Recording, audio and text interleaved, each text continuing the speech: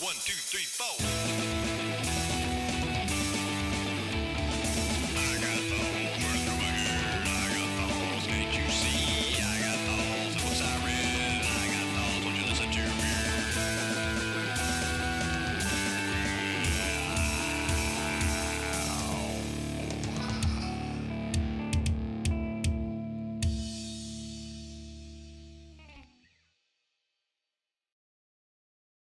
When we learn, when Mark Warren finally tells Jack that he's from Quitman, Jack has to be careful because he doesn't want to conflict himself in the case, but he also wants to find out as much as he can about the song and what it has to do with his wife.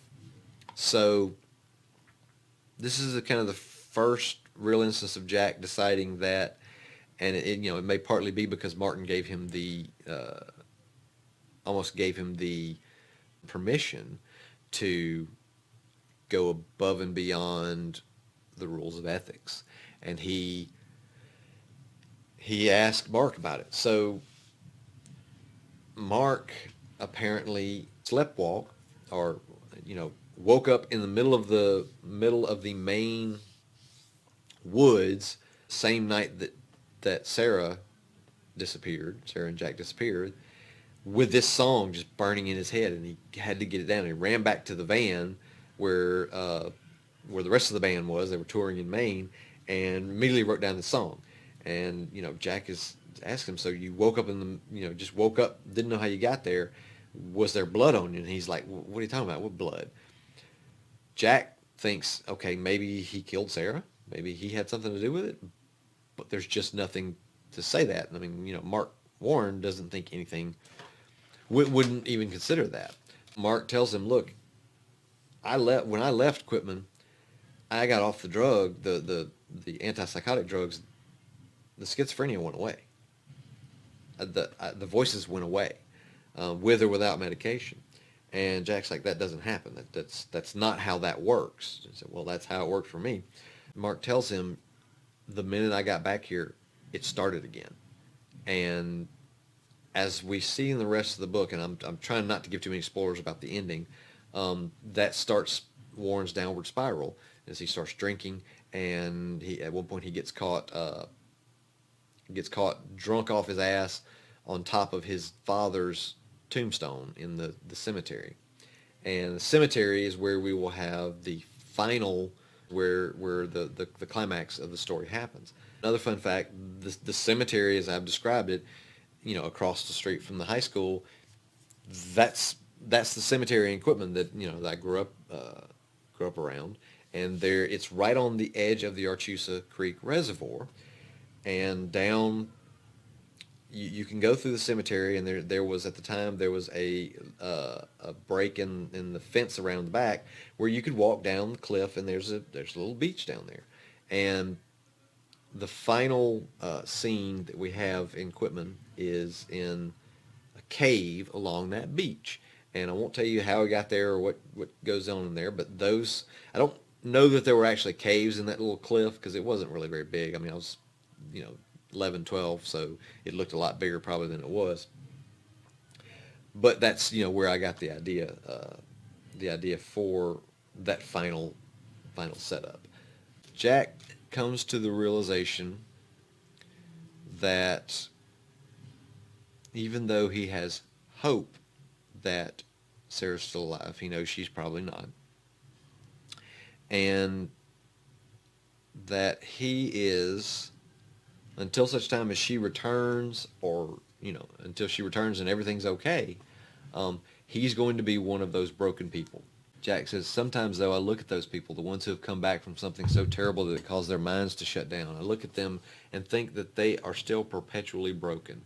I mean, I have managed to get them out of jail, out of mandatory confinement, and they're able to resume their normal day-to-day. They can go to work, they eat and sleep, live what passes for normal lives.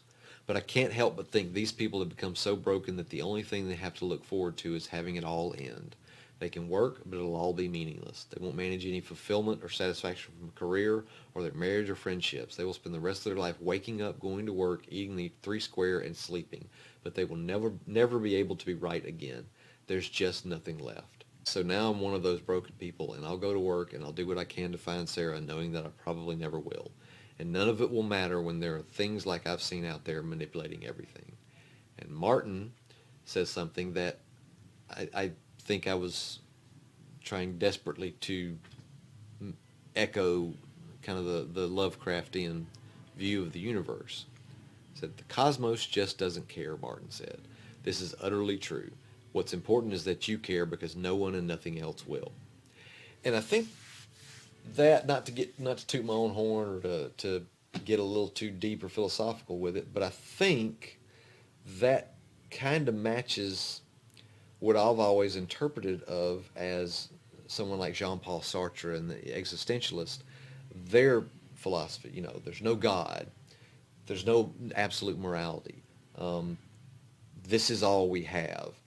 So since this is all we have, we have to make what we can of it here. And even if nothing matters, we're here now, or at least we think we're here now, so we got to do something with it. Now, I may be completely misinterpreting Sartre. It's entirely possible.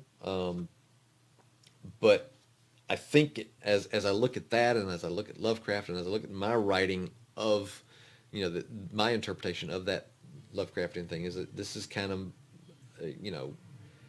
my existential exploration of the idea that the universe cares nothing about you.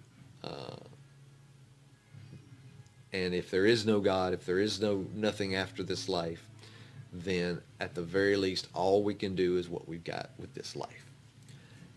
And that's gonna become a recurring theme, but that'll become a significant part of the theme. Is a significant part of the theme of the last book, which should be out by the time you see this video. Should have been out a while by the time you see this video.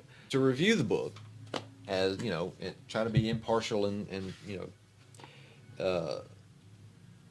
critically fair to myself. Other than the editing issues that I've already admitted to, I think this was an improvement on the first book.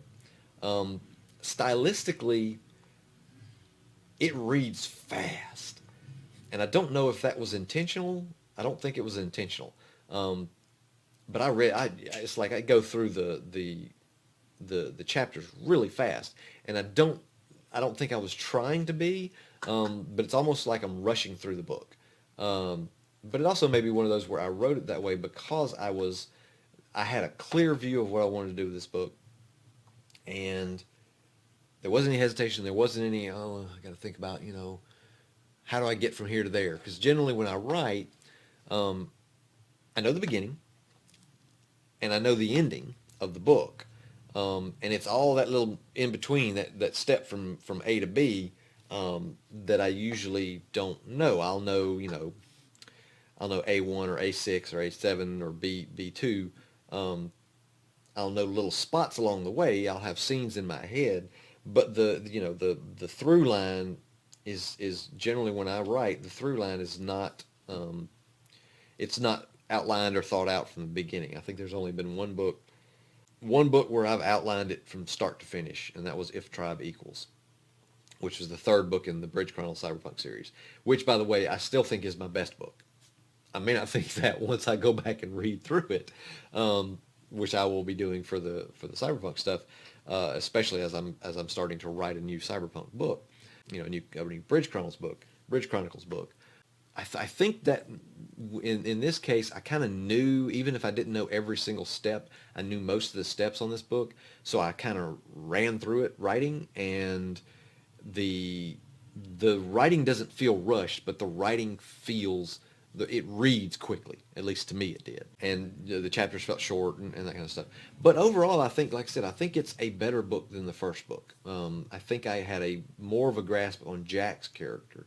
I was still kind of in the air about Martin, obviously, as I discussed. But I knew the place. I knew the setup. I knew where I wanted Bob to show up. And I think it shows. I think it's a more complete book. I like it better. Of the books, I will say, of the books in the series now, just my impression is that the next book is actually even better, because that was also one where I had a clear view of what I wanted to do. And then the final 2, which should have just been released, hasn't been released quite yet as I record this. The final 2 I think are pretty strong. I think it's solid. 3.5, 4 stars maybe. Probably 4 stars because I think there's some good passages in here that were well written as well as fit the story very well. So let me know what you think. Did I hit? Did I miss? Was this a success? Did you get did you notice my error with Mark Warren and Waller Warren's name? Tell me what you think. We've got comments down here, I guess, and I hope you subscribe to the video because I plan to keep doing these. I kind of like this. I'm gonna go see Avengers Endgame tonight, and I'm really, really stoked. So I don't believe I got anything else to say. Tune in next whenever I do these because I don't know what schedule yet I'm releasing these on. When I discuss the 3rd book in the series, Drowned. As always, there will be links to buy this book and the other books down in the description.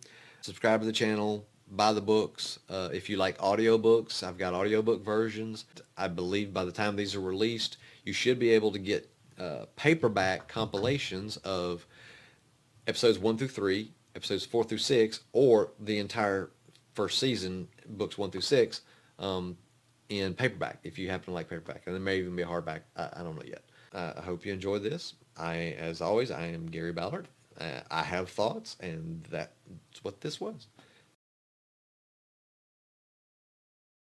I got thoughts running through my head. I got thoughts, can't you see? I got thoughts, books I read. I got thoughts, won't you listen to me?